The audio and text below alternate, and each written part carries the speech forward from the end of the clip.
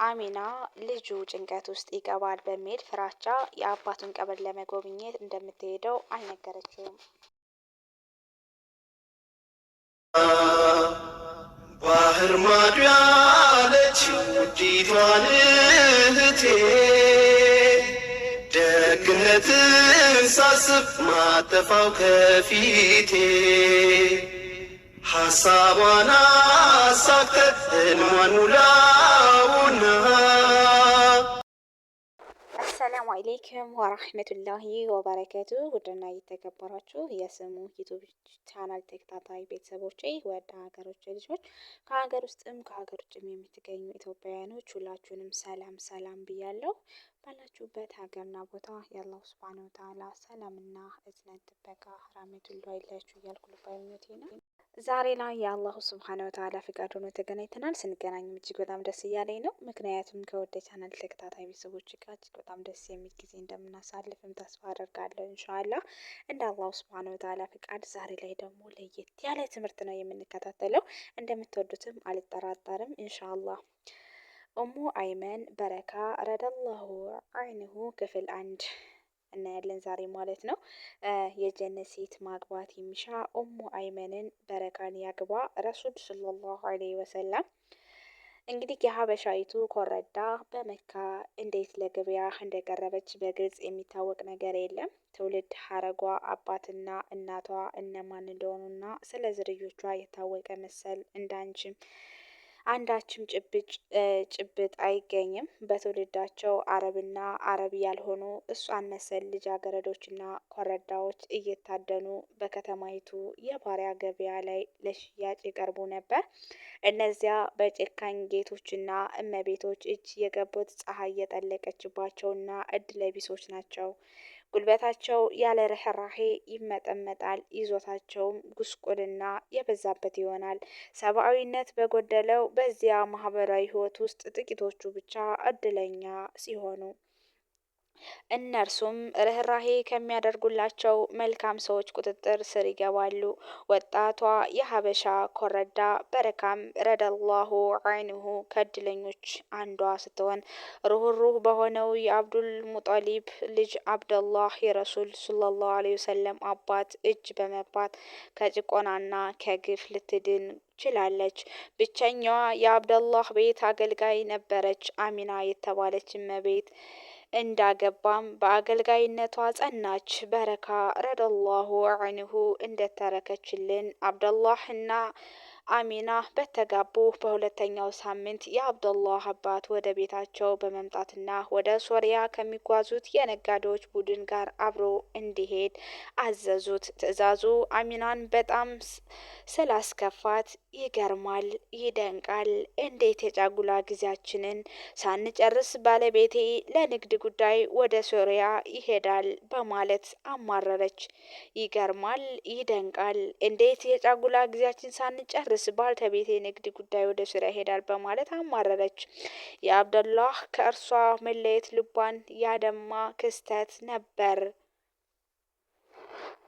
ከዛም ከድንጋጤዋ የተነሳ አሚና ራሷን ሳተችም። ከሄደ ከጥቂት ጊዜ በኋላ የነበረው ሁኔታ በረካ እንዲህ ስትል ገልጸዋለች። አሚና ራሷን ስታ ባየኋት ጊዜ በድንጋጤ እመቤቴ በማለት ጮኩ። በእንባ የተሸፈኑ አይኖቿን በመግለጥ ማንቋረሯን አቁማ ወደ እኔ እያስተዋለች በረካ ወደ አልጋዬ ውሰጅኝ ስትል ጠየቀችኝ። አሚና አልጋ ቁራኛ ሆና ለረጅም ጊዜ ቆየች። ከአዛውንቱ ከአብዱል ሙጦሊብ በስተቀር ጉብኝት የሚያደርጉላትን ሰዎች አታናግርም። አብደላህ ከተለያት ከ2 ወራትም በኋላ አንድ ቀን ጧት ወደ እርሷ ዘንድ ጠራችኝ። ፊቷም በደስታ ፈክቶ እንዲህ ስትልም ነገረችኝ። የመካን ተራሮች፣ ኮረብቶችና ሸለቆች ያጥለቀለቀ ብርሃን ከሆዴ ሲፈነጥቅ አየው። ርግዝና ስሜት ይሰማኛል። ጥሩ ነገር ነው የኔ እመቤት አልኳት። አዎ በረካ፣ ግን ሌሎች እናቶችን እንደሚሰማቸው የህመም ስሜት የለብኝም ስትልም መለሰችልኝ። እኔም መልካም ነገርን የሚያመጣ ቅዱስ ልጅ ትወልጃለሽ በማለትም አበረታታኋት። አብደላህ ከተለያት ወዳ አሚና መንፈሷ የተረበሸ ሴት ሆነች።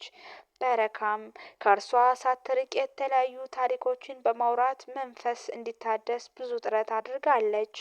በአንድ ወቅት አብዱል ሙጦሊብ ወደ እርሷ በመምጣት ከተማውን አብረሃ የተባለ የየመን ገዢ ሊወር ስለሆነ እርሷም እንደ ሌሎች የመካ ኗሪዎች ሁሉ መኖሪያ ቤቷን ወደ ተራራው እንድታዛውር ሲነግሯት አሚና ከቀድሞው የበለጠ እጅግም ተከፋች።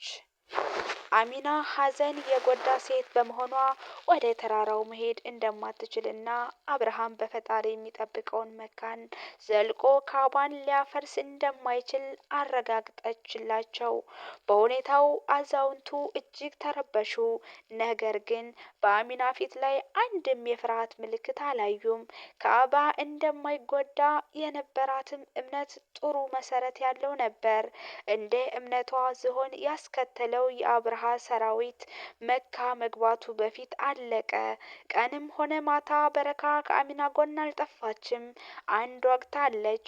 በረካ ከአሚና ግርጌ ተኝቼ ሳለ በምሽት እያንቋረረች የተለያት ባልተቤቷን ስም ስትጠራ ሰማኋት።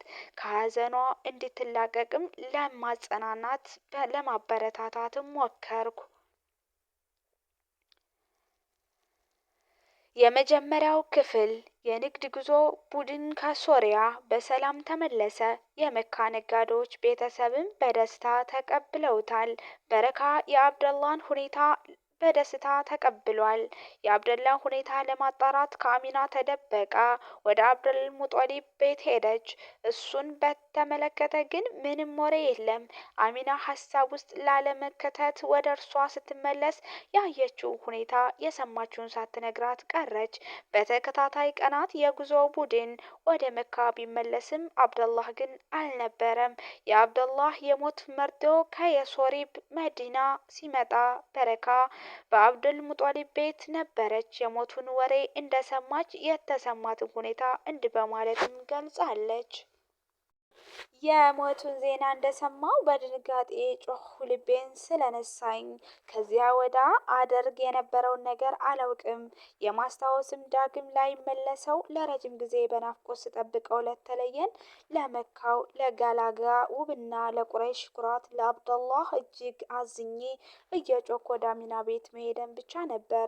አሚናም ይህንን አሰቃቂ ዜና እንደሰማች እራሷን ስታ በሞትና በሕይወት መሃል ሆነች። በዚያ ሀዘን በመታው ቤት በሞትና በሕይወት መሃል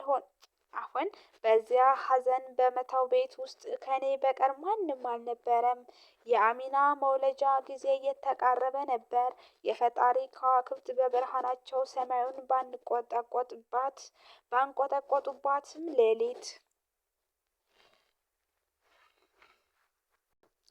ልጇን መሐመድን እስክትወልድም ካጠገቧ ሳልርቅ ሁኔታውን ተከታትያለሁ ትላለች በረካ።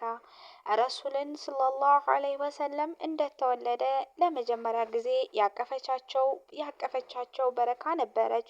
ከዚያም አያታቸው አብዱል ሙጦሊብ ወደ ካባ ወስደው የውልደቱን በዓል ከመካ ሰዎች ጋር አከበሩ። በአረቦችም ባህል ህጻናት እንደተወለደ ጠንክረው እንዲያድጉ በማሰብ በገጠር ለሚኖሩት ሞግዚት እናቶች ይሰጣሉ። በዚህም ባህል መሰረትም መሐመድ ሀሊማ ለተባለች ሞግዚትም ተሰጡ። ከ5 ዓመታት የሞግዚት ኑሮ በኋላም ህፃኑ መሐመድ እናታቸው ዘንድም ተወሰዱ። እናታቸው አሚና እና በረካ መሐመድን የተቀበሏቸው በደስታና በፍቅርና በአድናቆትም ነበር። ህፃኑ መሐመድ 6 ዓመት እንደሞላቸው አሚና የሶሪብ የሚገኘውን የባልተቤቷን የአብደላህ ቀብር ከልጇና ከበረካ ጋር ሆና ለመጎብኘትም ወሰነች። አብዱል ሙጦሊብና በረካ ሀሳቧን እንድትቀይር ወተወቷት። ቢሆንም አሚና በውሳኔዋ ጸናች። አንድ ቀን ጧት ወደ ሶሪያ ከሚጓዙት ነጋዴዎች ጋር ጉዟቸውን ጀመሩ። አሚና ልጁ ጭንቀት ውስጥ ይገባል በሚል ፍራቻ የአባቱን ቀብር ለመጎብኘት እንደምትሄድም አልነገረችውም። ስለዚህ ለዛሬው የነበረን ቆይታ ይህንን ይመስላል። ኢንሻአላህ በቀጣይ ክፍል ሁለትን ይዤላችሁ የሚመጣ ይሆናል። ቪዲዮውን ከወደዳችሁትና ከተመቻችሁ ላይክ፣ ሸር ማድረጋችሁን እንዳትረሱ ስል በአክብሮት ጠይቃችኋለሁ።